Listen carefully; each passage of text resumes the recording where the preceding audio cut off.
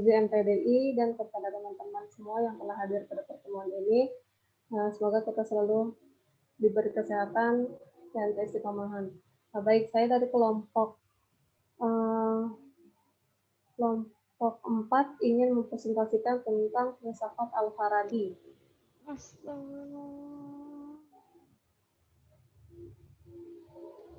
Maaf, ini yang share screen saya apa siapa?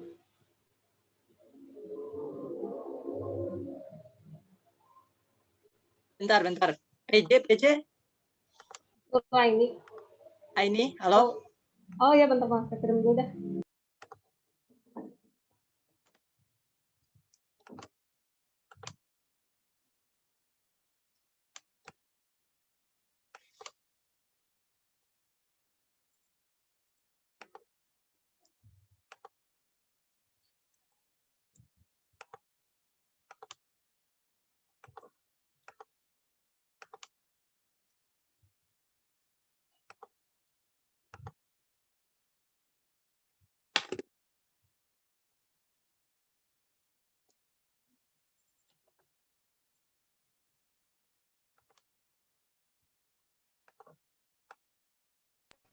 Oke.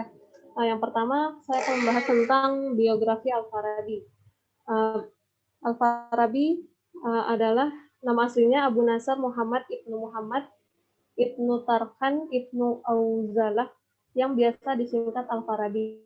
Dia dilahirkan di Wasij, distrik Farab, Turkistan pada tahun 257 Masehi atau 257 Hijriah atau 870 Masehi. Ayahnya seorang jenderal berkebangsaan Persia dan ibunya berkebangsaan Turki. Oleh sebab itu, terkadang ia dikatakan keturunan Persia dan terkadang ia disebut keturunan Turki. Akan tetapi jika dilihat dalam kacamata Islam, ia diikutkan atau dinasabkan kepada ayahnya, yakni keturunan Persia. Sejak kecil, Al-Farabi suka belajar dan ia mempunyai kecakapan luar biasa dalam bahasa. Bahasa-bahasa yang dikuasainya antara lain ialah bahasa-bahasa Iran, Turkestan, dan Kurdistan. Namun, untuk bahasa Yunani dan Syriani yang menjadi bahasa-bahasa ilmu pengetahuan dan filsafat, ia tidak menguasainya.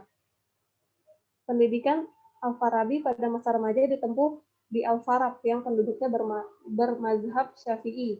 Di sini ia mempelajari tata bahasa, kesusastraan, ilmu-ilmu agama atau khusus fikih, tafsir, dan ilmu hadis, dan aritmatika dasar.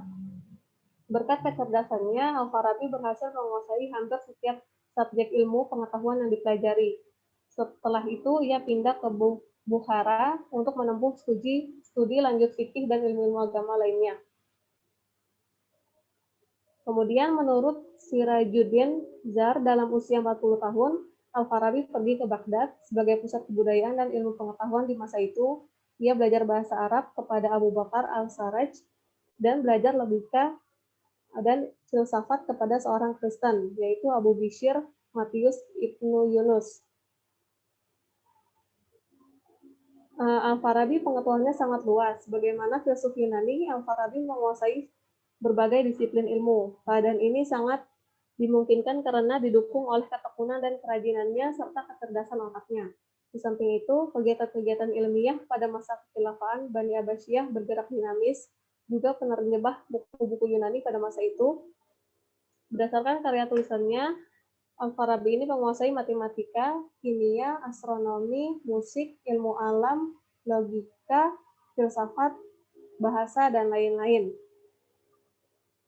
Kemudian, Al-Farabi meninggal di Damaskus pada bulan Rajab 339 Hijriah atau Desember 950 Masehi pada usia 80 tahun dan dimakamkan di perkuburan yang terletak di luar gerbang kecil atau Al-Bab Al-Shogir atau bagian kota selatan. Selanjutnya, karya-karya atau tulisan Al-Farabi. Bisa dilanjut, ini slide-nya.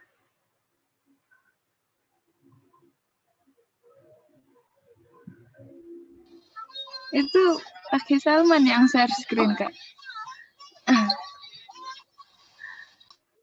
Karya-karya Al-Farabi yang pertama, Aghrablu ma ba'da al-qadiyah atau intisari buku metafisika. Yang kedua al-jam'u baina wa'ya al-hakimain atau mempertemukan pendapat kedua filsuf Plato dan Aristoteles. Yang ketiga tahsil as-sa'adah atau mencari kebahagiaan. Yang keempat uyun ul masail atau pokok-pokok permasalahan. Yang kelima arau'ah al-ihmadina al-fadilah atau pikiran-pikiran penduduk kota utama, negeri utama. Yang keenam Isau al-ulum atau ilmu statistik. Sebetulnya masih banyak buku yang lainnya, cuma ini kami mengambil beberapa buku saja. Kemudian selanjutnya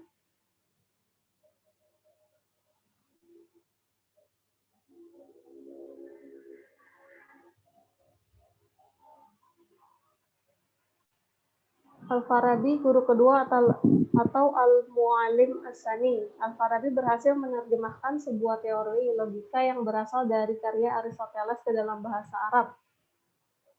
Kemudian Al-Farabi berhasil meletakkan dasar ilmu musik yang berasal dari Pitagoras sekaligus menyempurnakan dan menjelaskan kekurangan-kekurangannya. Yang ketiga, Al-Farabi memberikan pandangan sistematis tentang bagian-bagian ilmu pengetahuan serta memberikan definisi pendek dari setiap ilmu. Yang terakhir, Al-Farabi menjadi guru bagi Ibnu Sina, Ibnu Rusyd, dan filosof-filosof Islam lain yang datang sesudahnya. Selanjutnya, rekonsiliasi Al-Farabi. Yang pertama, harmonisasi agama dan filsafat. Upaya harmonisasi antara agama dan filsafat terlebih dahulu ditempuh melalui sanggahan terhadap persepsi kolektif umat Islam akan adanya kontradiktif antara agama dan filsafat. Bagi mereka, filsafat sangat membahayakan agama sehingga harus dienyahkan. Tetapi bagi Al-Farabi, agama tidak bertentangan dengan filsafat. Agama baginya adalah analogi dari filsafat. Gagasan-gagasan teoritis dalam agama seperti akidah ketuhanan, argumentasinya akan ditemukan dalam filsafat teoritis. Sebab itu, dalam agama dipaparkan dengan tanpa argumentasi. Agama hanya menjelaskan bahwa Tuhan itu satu, tidak beranak, berbeda dengan ciptaannya, dan lain-lain, tanpa melalui pendalaman argumentasi, seperti pembahasan tentang gerak, diam, ruang, masa, dan lain-lain. Dan bahkan, praktek-praktek alamiah dalam agama, capaian-capaiannya dapat ditempuh pula dengan filsafat moral. Semuanya telah dikaji oleh para filsuf moral sebelum datangnya agama. Dari sinilah, maka apa yang diterima oleh para nabi melalui kewahyuan memiliki derajat yang sama dengan temuan-temuan para filsuf melalui perenungan dan penalaran. Kedua-duanya menerima pengetahuan dari akal al-fa'al. Selanjutnya akan dijelaskan oleh Megazen. Pada Megazen dipersilakan.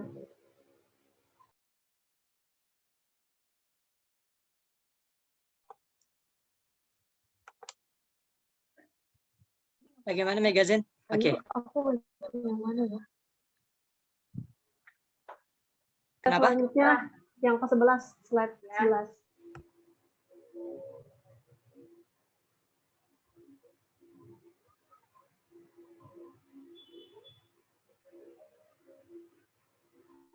Halo, Zen? Nah, iya yang ini. Pendapat Al-Farabi.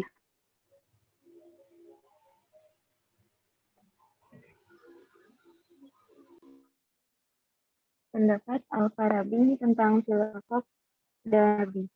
Kebenaran-kebenaran agama yang dicapai dalam filsafat. Walaupun adanya perbedaan terkenal, tetapi hanya saja tidak dalam kedengaran nggak? Suara aku kedengeran nggak? Kedengeran nggak? Kedengeran. Kurang kencang sedikit. Kesimpulannya, filsafat dan agama, ya.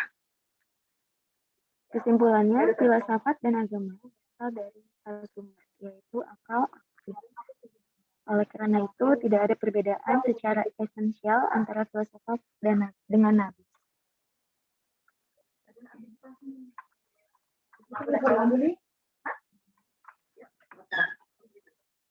Faktor-faktor yang membedakan filsafat dengan nabi.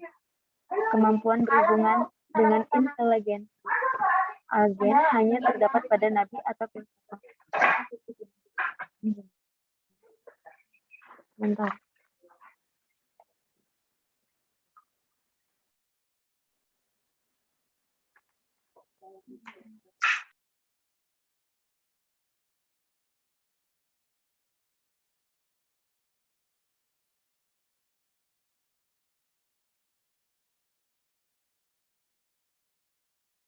Nggak ada suaranya nih. Mungkin bisa dibantu kali, ayo. Sepertinya lagi belum bisa di... Berarti slide yang ke-9. Iya, 9. Oke. Mungkin lagi ada kerjanya, lagi ada. Bagian filsafat menurut Al-Farabi ada 2 filsafat teoritis, contohnya matematika, fisika. Mengetahui sesuatu yang ada di mana seseorang tidak perlu mewujudkannya dalam perbuatan. Kemudian yang kedua filsafat praktis, mengetahui sesuatu yang seharusnya diwujudkan dalam perbuatan dan yang menimbulkan kekuatan untuk mengerjakan bagian-bagian yang baik. Selanjutnya, tujuan terpenting mempelajari filsafat, yaitu mengetahui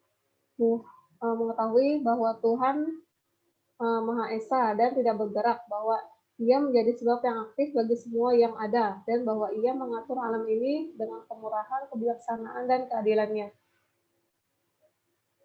Selanjutnya, pendapat Al-Farabi tentang filsuf dan nabi.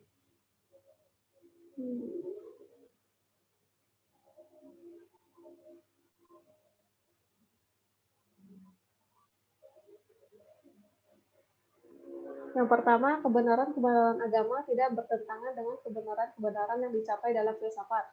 Walaupun terlihat adanya perbedaan dan pertentangan, tetapi hanya dalam lahirnya saja, tidak dalam hakikatnya.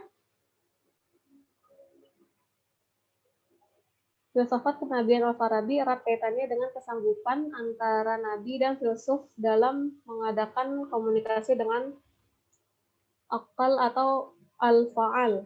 Latar belakang munculnya filsafat kenabian ini disebabkan adanya pengingkaran terhadap eksistensi Nabi oleh Ahmad Rudawi pada akhir abad ketiga Hijriah. Secara filosofis, kritik pengingkaran terhadap Nabi ini dapat diringkas sebagai berikut. Yang pertama, Nabi sebenarnya tidak diperlukan karena Tuhan telah mengkaruniai akal tanpa terkecuali. Yang kedua, ajaran agama meracuni akal. Yang ketiga, mukjizat hanya cerita khayal belaka dan menyesatkan manusia. Yang keempat, Al-Quran bukanlah mukjizat. Yang kelima, lebih berguna membaca buku filsafat seperti karya Plato, Aristoteles, dan lain-lain daripada membaca kitab suci. Dalam suasana yang seperti ini, Al-Farabi merasa terpanggil untuk menjawab tantangan tersebut, apalagi satu generasi dengannya. Menurut Al-Farabi, manusia dapat berhubungan dengan akal al-fa'al melalui 2 cara. Pertama, dengan perenungan dan pemikiran mendalam yang dapat dilakukan oleh para filsuf yang dapat menembus alam materi dan dapat mencapai cahaya ketuhanan. Yang kedua, dengan imajinasi atau inspirasi atau ilham yang dapat dilakukan oleh para nabi yang kemudian disebut sebagai wahyu. Yang terpenting dalam hubungannya dengan masalah kenabian ialah bagaimana pengaruh imajinasi dan impian terhadap pembentukannya. Sebab apabila hal tersebut dapat ditafsirkan secara ilmiah, maka soal kenabian dan kelanjutannya dapat ditafsirkan pula. Sebagaimana dimaklumi, dalam ilham kenabian ada kalanya terjadi saat tidur atau pada waktu terjaga, atau dengan perkataan lain dalam bentuk impian yang benar atau wahyu. Dengan demikian, Nabi merupakan sosok yang kuat daya imajinasinya dan memungkinkan dia dapat berhubungan dengan akal al-fa'al, baik pada waktu jaga maupun tertidur. Dengan imajinasi tersebut, ia bisa menerima pengetahuan dan kebenaran-kebenaran yang nampak dalam bentuk wahyu atau impian yang benar. Selanjutnya, slide 12. Ayo maaf. Mungkin bisa diberikan oleh Zen. Udah bisa, Zen? Slide 12. Oke. Bentar ya. Maaf ya. Slide 12 ya. Yang faktor-faktor yang membedakan filsuf Iya. dengan nabi. Kemampuan berhubungan dengan intelijensi agen yang hanya terdapat pada nabi atau filsuf. Ini garisnya khusus.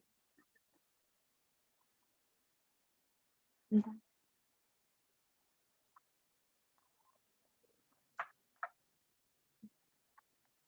Bentar ya, nggak kelihatan.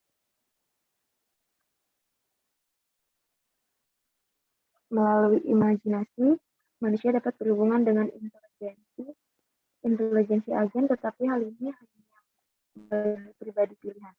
Intelijensi agen, sumber hukum, dan inspirasi ketuhanan.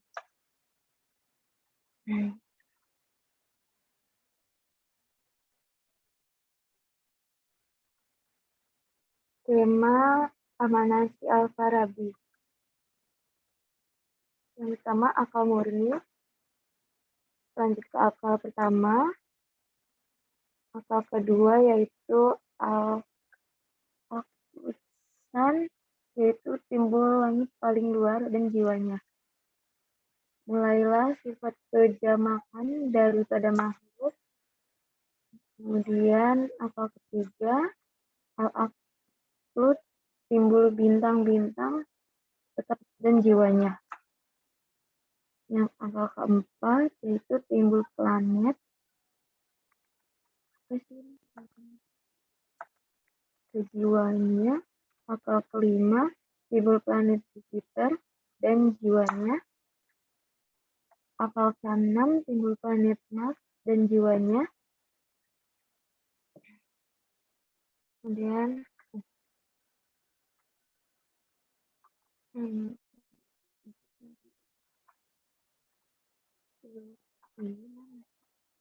akal tujuhnya ada timbul planet matahari dan jiwanya. Akal ke-8 timbul planet Venus dan jiwanya. Akal ke-9 timbul planet Merkurius dan jiwanya. Akal ke-10 timbul planet bulan dan jiwanya. Nabi bekerja dengan akal yang aktif, akal mampu berpikir, daya menanggap, dan akal kemungkinan.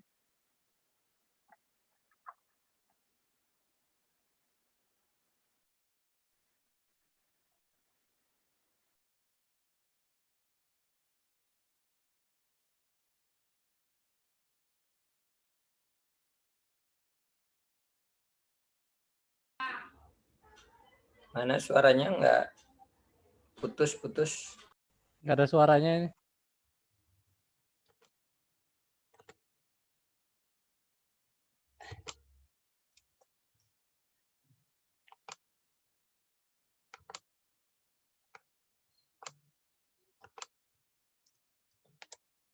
Bisa dibantu?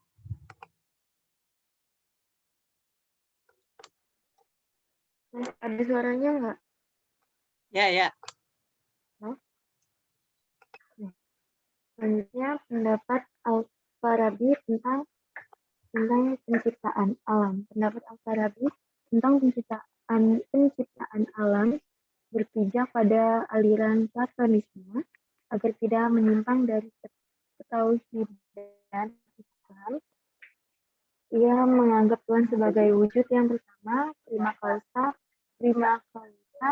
yang menciptakan akal dan ia mendapat pengaruh aliran, tetapi ia mengatakan bahwa penciptaan alam melalui perantaraan Tuhan, penciptaan ada sifat Tuhan semata-mata, sehingga Al-Farabi merasa tidak menyimpang dari ajaran Islam. Yang terakhir, tema susunan bumi. Aqlul fa'al, manusia daya menanggap al-qutul mutakhayyal, berpikir aktual, itu al-aqlu bil fi'li. Hewan berjiwa sensasi, berdaya indra. Tumbuh-tumbuhan berjiwa negatif, berdaya tumbuh. Mineral, emas, perak, besi, tembaga, dan lain-lain. Materi menerima bentuk pertama, tanah, air, api, dan udara. Materi pertama, materi absen. Sudah. Maaf teman-teman kalau kurang jelas. Gimana sudah, saudari? Sudah. Oke. Maaf teman-teman kalau kurang jelas. Baik, Mungkin silakan dibuka diskusinya. Oke, alhamdulillah tadi sudah disampaikan oleh kedua pemateri, yaitu saudari Ayu Widyaningrum dan Megazen Salamah. Ya, silakan bagi teman-teman apabila ada yang ingin ditanyakan atau ditambahkan atau disanggah atau dilengkapi, silakan disampaikan. Terima kasih.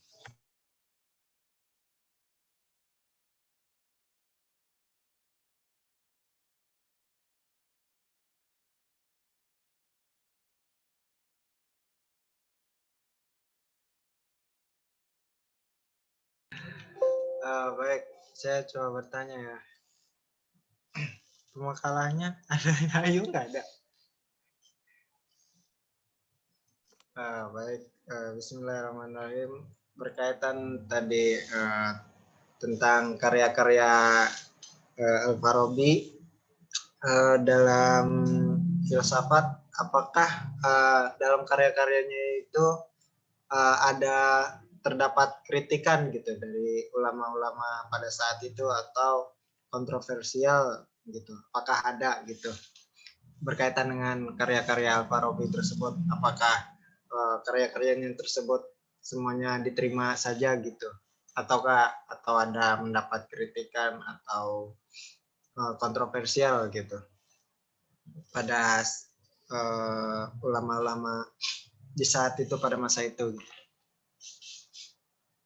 Mungkin bisa dipahami mana pematerinya mana? Gimana pemateri? Dipahami? Saudari Zen dan Ayu Widyaningrum mana nih? Di kamar mandi mungkin.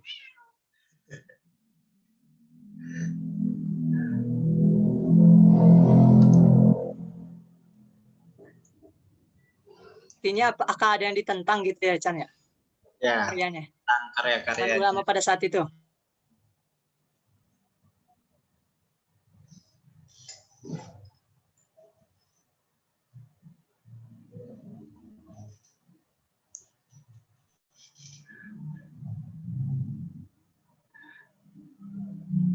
Baik, silakan yang lain.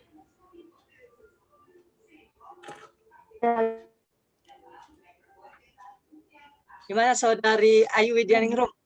Udah didengar belum tadi pertanyaannya? Oh, saudari lagi ini itu dulu sebentar. Oh iya, oke. Mungkin saudara Chandra bisa disampaikan kembali. Maaf. Baik.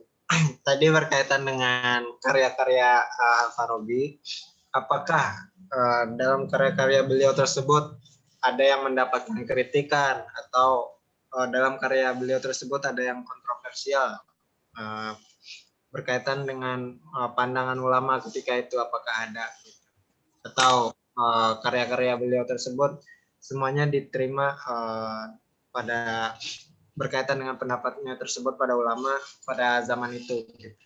Apakah ada? Bisa dipahami ya?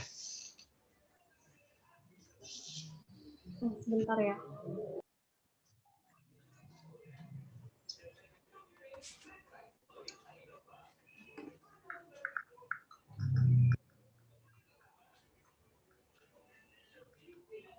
Ada lagi barangkali yang ingin ditanyakan? Saudari Siska, Saiful Anwar, ada Ahmad Sofyan, Agung, Santoso, bisa diaktifkan videonya. Kemudian yang barangkali ada pertanyaan atau tambahan.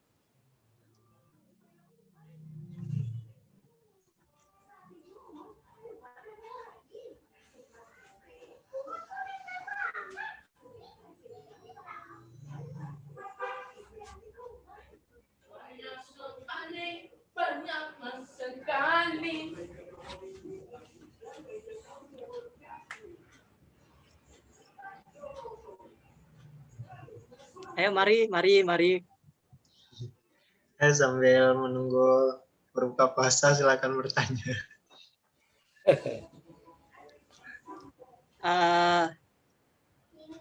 Silakan dijawab sambil menunggu yang lain mungkin, atau ada yang bantu, silakan. Kalau mungkin sharing ya, nanti dilengkapi kembali oleh pemateri. Kalau yang saya baca di buku Mengenal Filsafat Islam, di sini untuk penjelasan seputar kontradiktif dengan ulama kah itu tidak dipaparkan, namun di sini dijelaskan bahwasanya malah sebaliknya, beberapa ulama seperti Ibnu Rushd, Ibnu Sina itu malah banyak mengupas, belajar dari karya-karya yang dibuat oleh beliau Al-Farabi, salah satunya metafisika. Di dalam buku ini disampaikan bahwasanya Ibnu Sina nih, yang dibilang bapak kedokteran ini, beliau belajar buku metafisika dari karyanya Aristoteles itu sampai 40 kali dibaca, diulang-ulang sampai selesai itu beliau tidak paham secara mendetail. Namun ketika beliau membaca hasil terjemahan atau pengalihan bahasa yang ditulis oleh Al-Farabi, beliau bahkan mudah dengan paham, baik kata-kata ilmiahnya dan lain sebagainya. Sehingga kalau saya menyimpulkan gitu ya, jadi mungkin kontradiktif itu ada kontra. Namun di sini tidak dijelaskan, malah sebaliknya. Ulama-ulama itu banyak belajar dari hasil karya-karya beliau, terutama yang di sini seputar metafisika. Tadi digambarkan bagaimana Ibnu Sina seperti itu, Chandra. Bahkan beliau diakui sebagai yang tadi disampaikan oleh pemateri al-muta'allim atsani, guru kedua setelah muta'allim al-awal yaitu Aristoteles. Seperti itu, mungkin bisa ditambahkan oleh yang lain. Berarti kemungkinan besar sangat kecil gitu ya, kontradiktif berkaitan dengan karya-karya beliau gitu ya. Afwan, Bang Salman. Ya. Ini kan saya menjelaskan tentang Al-Ghazali ya. Iya. Di makalah saya. Justru malah Al-Ghazali ini kontradiktif dengan Al-Farabi dan Ibnu Sina. Memang Ibnu Sina itu yang tadi sebelumnya dijelaskan oleh Mas Salman ini, Ibnu Sina itu nyambut Al-Farabi, sedangkan Al-Ghazali itu kontradiktif. Mungkin kalau dari Ibnu Sina mungkin memang ini ya, maksudnya sama gitu pemikirannya. Ya, karena satu kubu lah bahasanya. Bisa jadi. Coba dari pandangan lain. Saya berpatokannya dengan yang ada di buku gitu. Yang di buku ini yang saya baca mungkin bacanya masih sedikit juga gitu. Di sini belum menemukan adanya kontradiktif, adanya pertentangan pendapat. Namun yang dijelaskan di sini, yang ditulis itu bahkan Ibnu Rushd dan Ibnu Sina itu belajar ke beliau. Jadi kalau untuk tahapan sekarang saat ini yang saya pahami belum ada. Mungkin kalau kita telusuri kayak tadi Siti Rahi sampaikan materi yang akan menjelaskan seputar Imam Al-Ghazali, nanti itu ada kontradiktif, yaitu bisa memang mungkin karena keterbatasan pengetahuan kita gitu. Terutama saya. Saya terima kasih. Mungkin kalau saya menanggapi, kalau mungkin kata Siti Rahayu tadi berkaitan dengan Imam Al-Ghazali ada kontradiktif, mungkin dalam bidang keagamaan mungkin kali ya. Mungkin biasanya kan Imam Al-Ghazali itu kan pernah menulis buku juga tentang kerancuannya Falasafit tahafut fil falasah. Tahafut fil falasafah. Ya, mungkin kontradiktifnya itu mungkin dalam bidang keagamaannya gitu, filsafat dengan keagamaan. Mungkin Ibnu Sina yang tadi juga mengambil dari karya, berpatokan juga dengan karya Al-Farabi, mungkin dalam filsafat yang lain mungkin gitu yang tidak berkaitan dengan agama mungkin gitu kali. Ya mungkin kalau dengan Ghazali dari bidang keagamaan, mungkin dari pemakalah bisa menjelaskan yang lainnya. Kalau yang saya dapat sih di sini ada 3 karya yang paling banyak dibaca. Yang pertama judulnya Mempertemukan Plato dan Aristoteles. Kemudian yang kedua Membangun Kota Ideal. Yang ketiga judul bukunya Kitab Musika. Mungkin dari ketiga buku ini yang paling banyak dibaca atau isinya paling bagus. Jadi maksudnya buku-buku ini membahas tentang ilmu logika, falsafah yang membicarakan ketuhanan alam semesta dan manusia. Itu sih tambahannya. Gimana, sudah puas penanya lo? Ya mungkin bisa dilengkapi oleh Bisa ditambahkan sama Bapak dosen lebih mengetahui. Oke. Baik, memang tidak bakalan tuntas ya, karena memang ini apalagi kaitannya jangankan sampai kita membandingkan antara Al-Farabi dengan misalnya tokoh-tokoh lain kaitannya dengan filsafat. Kita bahas Al-Farabi saja nggak bakalan habis tuh. Ya. Nah memang beliau kalau kemarin kita bahas siapa Ibnu Sina ya di awal ya. Siapa? Abu Yusuf Yakub. Ya. Kemarin sudah kita bahas. Ya, Al-Kindi. Ini kebesarannya Al-Farabi ya, tidak kalah besarnya kalau kita lihat daripada karya-karyanya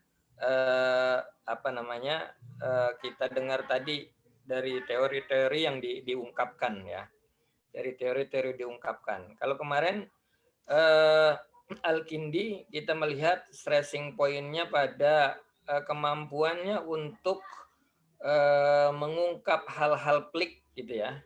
Ya, bahasanya hal-hal pelik, teori-teori Aristoteles, Plato, atau boleh dibilang filsafat-filsafat Yunani atau filsafat-filsafat klasik. Nah, hal yang sama juga ya dilakukan oleh Al-Farabi ya. Dia lebih kepada mampu membangun struktur nih. Nah, ini ya. Kalau kemarin hal-hal yang pelik bisa dikupas. Nah, kalau beliau lebih kepada mampu membangun struktur ya.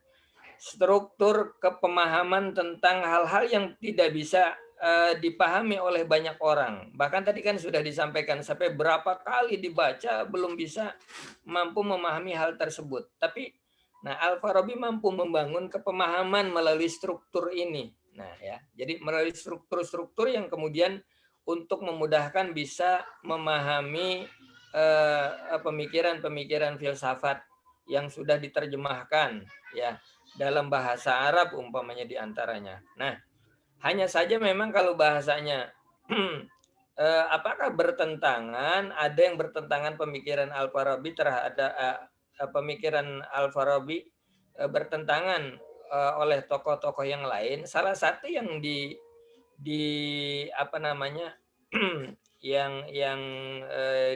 kalau bahasa pertentangan kelasnya bukan kelas kita ya. Kita ngelihatnya yang ditanggapi ya, yang diargumentasikan kaitannya tentang kekurangsetujuan ya beberapa tokoh kaitannya tentang pemikirannya Al-Farabi adalah kaitannya tadi penjelasan tentang emanasi. Nah, ini yang ditanggapi oleh beberapa tokoh kekurangsetujuan kaitannya tentang emanasi. Ya.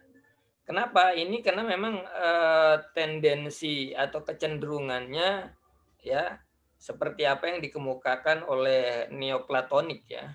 Ya artinya rujukannya ke sana. Sementara kan kenapa dibahasakan kurang setuju sebagai walaupun memang teori emanasinya Al-Farabi itu ia mengatakan bahwa alam semesta ini bukan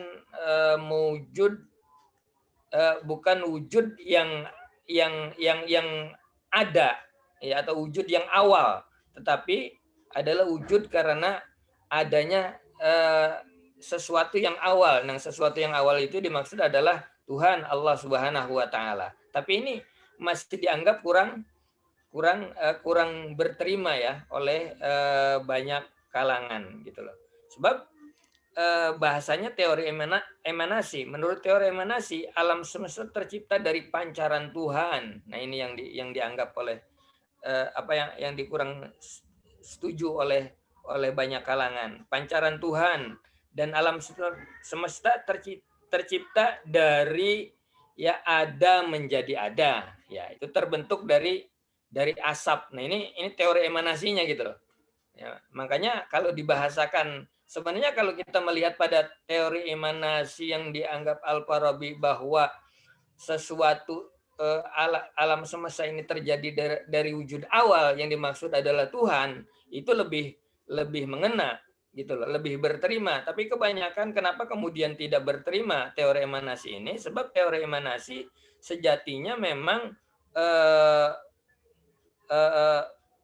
pancaran Tuhan, ya apa namanya, tercipta dari pancaran Tuhan, dan alam semesta tercipta dari ada menjadi ada yang terbentuk dari asap gitu loh, ngepul gitu loh. Nah itu nggak begitu. Jadi wujud yang ada awal ngepul, jadi kemudian jadilah alam semesta itu.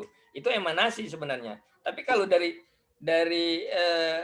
legitimasi yang awal Al-Farabi katakan bahwa keberadaan alam semesta ini karena wujud, ya, karena wujud yang pertama. Nah yang pertama itu adalah Tuhan, Allah Subhanahu Wa Taala. Itu lebih mengena gitu. Cuma ini kan dilekatkan dengan teori emanasinya gitu loh. Itu yang nggak diterima oleh banyak kalangan gitu. Saya kira itu salah satu yang ditanggapi tidak berterima ya. Sebab memang diakui ya ataupun tidak diakui, ada sesuatu yang kemarin sudah di awal kita buka, bahwa pemikiran filsafat itu jika kemudian tidak menemukan rujukan. Nah, kalau kita kan bahasanya rujukannya tadi keimanan. Ya, keyakinan pertama, rujukannya konsep. Kalau tidak menemukan rujukan, itu apa di awal kemarin kita ini? Mereka akan pindah apa? Mistis kan gitu loh. Gitu loh. Ya, hal-hal mistis. Nah, itu yang kemudian banyak ditentang sebenarnya, gitu. Ya, artinya di luar logika itu mereka lebih percaya kepada mistis. Padahal mistis itu mereka meyakini adanya satu kekuatan di situ. Nah ini yang tidak ditemukan dalam logika filsafat. Logika filsafatnya klasik ya, Yunani tentunya. Saya kira itu. Silakan kalau ada tambahan atau yang lain.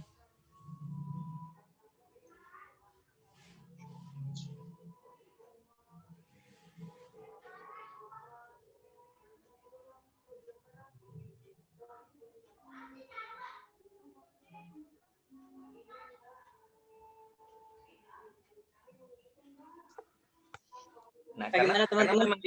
Ya, silakan. Karena gimana? Mungkin dari pemateri mau ditambahkan kembali? Ya, silakan.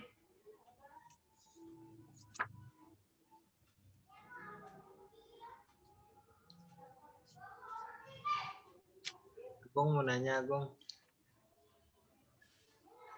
Silakan.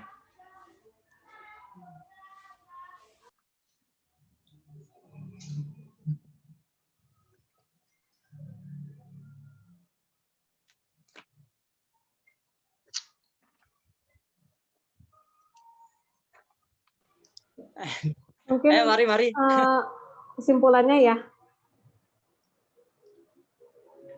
dapat disimpulkan bahwa Al-Farabi hidup di masa di mana penerjemahan kitab Yunani sedang berlangsung. Jadi banyak konflik di sekitarnya. Sehingga cara pemikiran Al-Farabi merupakan jawaban atas problematika yang sedang dihadapinya, seperti penyatuan agama dan filsafat, karena adanya kelompok agamawan yang menolak filsafat. Teori emanasinya untuk menggabungkan antara pendapat agamawan yang berargumentasi alam ini baru, sedangkan kaum filsuf berpendapat kodim atau dahulu. Mungkin itu kesimpulan dari presentasi kelompok kami. Apabila ada yang ingin menambahkan, dipersilahkan, atau mohon maaf apabila ada kekurangan. Terima kasih.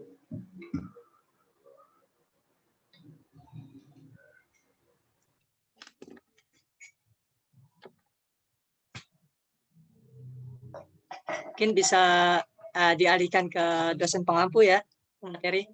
Nah, ya Sat, mungkin antum bisa ditambahkan untuk lebihnya. Ya, baik. Kaitannya tentang pemikiran Al-Farabi, ya, apalagi kalau disandingkan dengan Ibnu Sina, ya. ya semuanya tentu berhaluan pada pemikiran-pemikiran Yunani klasik, ya Aristoteles, Plato, berhaluan karena memang lagi-lagi boleh dibilang pemikiran tertua filsafat itu memang berangkat dari Yunani, gitu loh.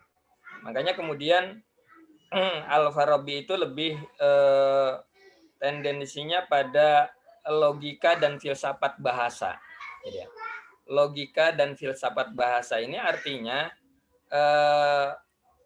masih juga tertumpu pada kekuatan logikanya, ya, kekuatan berpikirnya, kemudian pada pengolahan bahasa. Makanya tadi saya bilang ada sisi yang dia memang berangkat dari landasan keyakinan keimanan tadi ketika mengatakan tentang bahwa alam semesta ini adalah wujud dari keberadaannya ada dari wujud yang awal, gitu loh. Wujud yang awal dengan keterangan di situ sebagai Allah Subhanahu wa taala atau Tuhan di situ.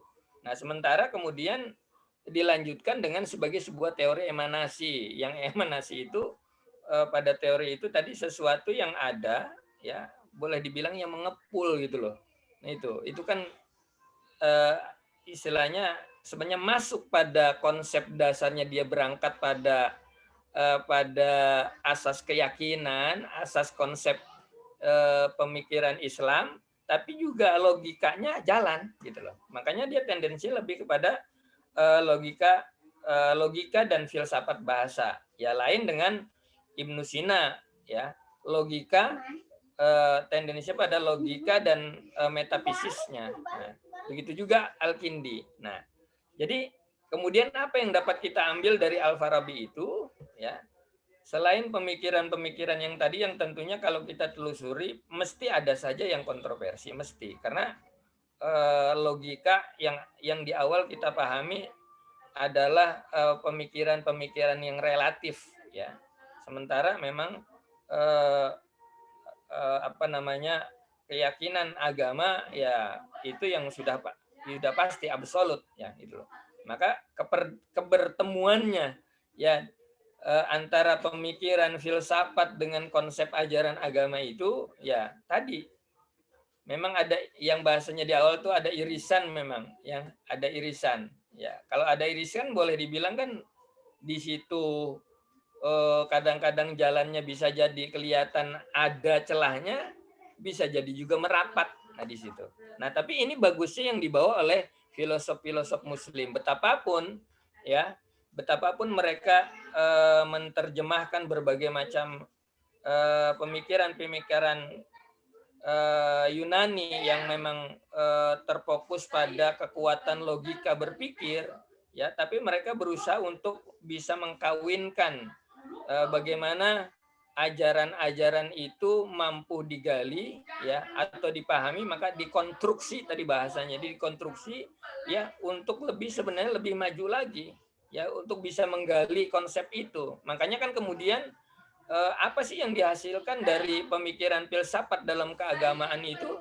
Ya, kemarin sudah kita singgung. Ya, diantaranya ilmu kalam itu bagian daripada, ya ilmu kalam, kemudian ilmu fikih, ya itu bagian juga, termasuk ya pemikiran-pemikiran daripada madzhabul arba'ah itu juga bisa menjadi bagian, ya, karena memang itu hasil dari pada Bajlu Zuhdi-nya, kan gitu loh. Ya, Bajlu Zuhdi itu kan mencurahkan segala daya upaya pemikiran untuk menghasilkan sebuah, nah hanya saja pemikiran ini sebuah bagaimana menjalani ibadah dalam ketentuan-ketentuan tertentu, gitu. Itu bagian-bagiannya saya kira, gitu, dari pemikiran-pemikiran para filosof, termasuk yang dibawa oleh Al-Kindi, Al-Farabi, Ibnu Sina dan seterusnya, gitu. Dalam filsafat praktisnya, Al-Farabi lebih kepada memfokuskan pada filsafat, ya, politik sebenarnya, ya politik yang sangat platonik lah, boleh dibilang demikian, yang mencerminkan citra ideal filsafat politik Plato. Jadi tetap saja, ya, esensi daripada pemikiran Aristoteles, Plato itu menjadi bagian pemikirannya. Maka boleh jadi, ya, tadi disebutkan dia adalah guru kedua kan setelah Aristoteles ya. Guru kedua setelah Aristoteles. Apa yang menyebabkan kemudian dia disebut sebagai guru kedua sebagai Aristoteles dari Aristoteles tersebut? Nah, ya karena pemikirannya yang mampu mengkonstruk ya. Ya lain memberikan pemahaman kepada orang lain yang orang lain bisa mungkin berkali-kali tadi dinyatakan untuk bisa membaca itu tapi belum bisa memahami, tapi dia lewat tulisan-tulisannya itu ya memang ditinggalkan untuk bisa memberikan kepemahaman orang-orang yang setelahnya untuk membacanya gitu loh. Yang kedua, apa yang kemudian Al-Farabi itu menjadi terlewatkan, bahkan memang yang paling menonjol di Al-Farabi tadi saya katakan kan logikanya. Dia bahkan bisa mengungguli gurunya ya, Abu Bishr Matta bin Yunus ya. Kali itu orang termasyhur di bidang logika ya di Baghdad itu. Nah, ini bisa muridnya dia ya Al-Farabi itu bisa melampaui pemikiran-pemikiran gurunya ya, Abu Bishr Matta bin Yunus di kala itu. Nah, ini pemikir terkenal di Baghdad di kala itu. Ya, dia mampu untuk bisa mengunggulinya. Ya, mengunggulinya artinya dengan pemikiran-pemikiran yang brilian setelah beliau, gitu loh. Yang kedua, beliau sebagai tadi dikatakan juga oleh rekan kita sebagai guru kedua, ya. Selain tadi karena kekuatan logikanya, yang kedua Al-Farabi itu filosof terbesar setelah filosof Yunani bahkan. Dikatakan demikian, filosof terbesar setelah filosof Yunani. Ya, kenapa? Karena dia berhasil mengharmonisasikan ya pemikiran-pemikiran Aristoteles dan Platonis. Gitu loh. Jadi mengkomparasikan gitu loh. Ya. Kita lihat kan di antara Aristoteles dengan Plato itu kan memang boleh dibilang masa awal kemudian masa perkembangan. Tapi dia mampu ini mengkawinkan keduanya. Gitu loh. Itu seperti itu. Maka itu kemudian salah satu dia diungguli sebagai tadi guru kedua. Kemudian selain itu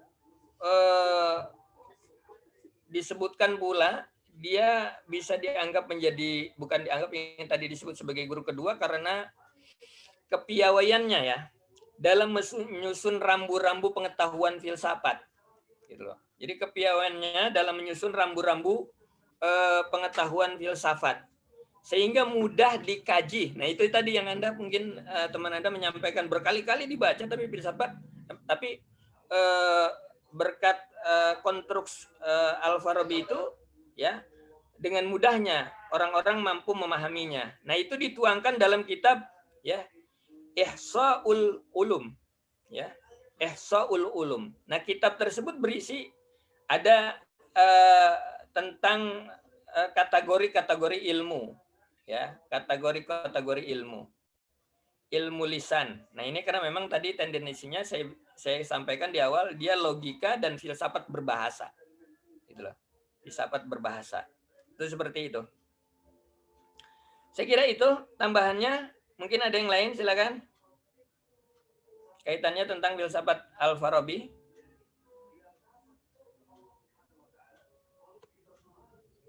Nah, sebagai penutup, apa sih pemahaman filsafat menurut Al-Farabi itu? Kalau menurut beliau itu al-ilmul mawjudat ya bimahiyatil mawjudat. Al-ilmul mawjudat bimahiyatil mawjudat. Apa artinya? Kalau menurut pandangan beliau, filsafat itu adalah ilmu yang menyelidiki hakikat sebenarnya dari segala yang ada. Ilmu yang menyelidiki hakikat sebenarnya dari yang ada. Nah, ini kan kebalikan daripada Plato yang di awal ya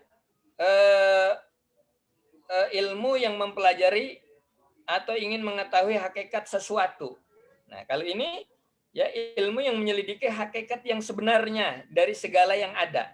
Ya, kebalikannya. Ya, kenapa ini demikian? Nah, ini kan bisa terlihat juga bahwa beliau memang sudah dilandasi dengan keyakinan dan dan konsep ajaran gitu loh. Itu seperti itu. Makanya sebenarnya ketemu di sini seperti yang dikatakan kemarin saya sampaikan Dr. Iqbal Rambe ya, bahwa ajaran-ajaran konsep Al-Quran itu banyak mengandung ayat-ayat yang mengandung filosofis. Nah, itu yang digalinya di situ. Gitu. Baik, saya kira itu sebagai tambahannya. Mungkin ada lagi yang lain, silakan.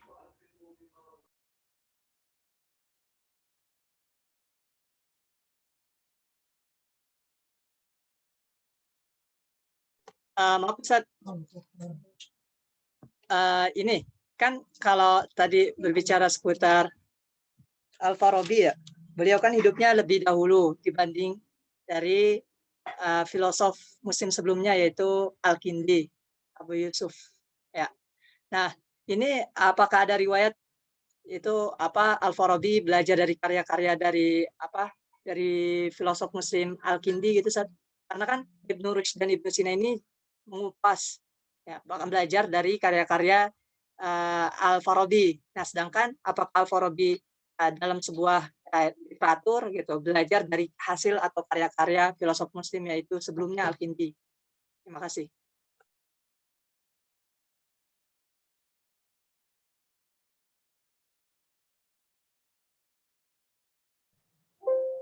Maaf Ustaz, itu masih di mute Ustaz.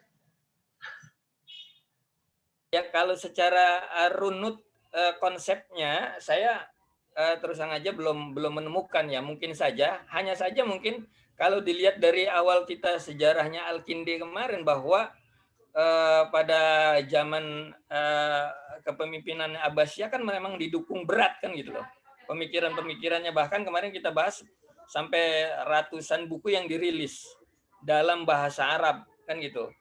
Kemudian beliau juga sebagai penerjemah bahasa Yunani karena memang sangat menguasai, ya itulah kemudian yang kemarin berkembang pemikiran-pemikiran Yunani karena sudah berbahasa Arab. Itu bisa jadi karena memang, tapi ya itu bisa jadi berkembang, tapi gini, pada zaman Al-Mutawakkil kan itu habis diberangus semua, itu loh, itu yang ininya. Jadi wallahu a'lam ya mungkin saya belum dapat membaca literatur sampai ke sana ya, karena memang mungkin keterbatasan saya, dan inilah yang saya bilang tadi, makanya ketika kita baca Al-Farabi saja memang cukup ini, Al-Kindi cukup ini ya, bagaimana bisa mempertemukan itu. Tapi memang ada sinyalemen kemarin disebutkan dalam sebuah literatur bahwa inilah kemudian salah satu keberkembangan filsafat di dunia Arab pada umumnya dan dunia Islam pada khususnya. Nah, itu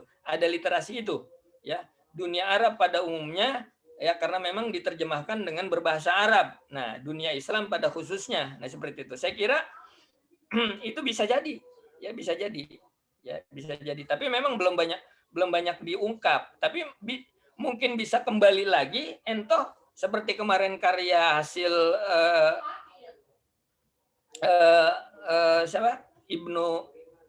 siapa tadi?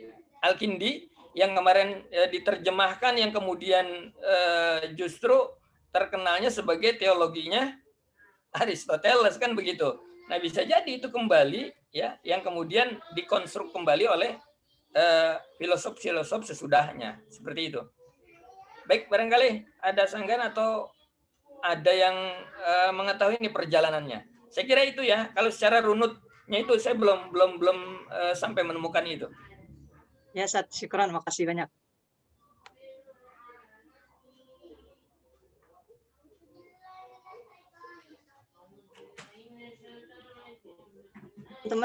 Gimana teman-teman? Mungkin cukupkah? Cukup. Mungkin cukup, Ustaz. Karena sebenarnya Chandra penasaran ini nih ya, dia udah mau ngomong ini. Oh. Ayo.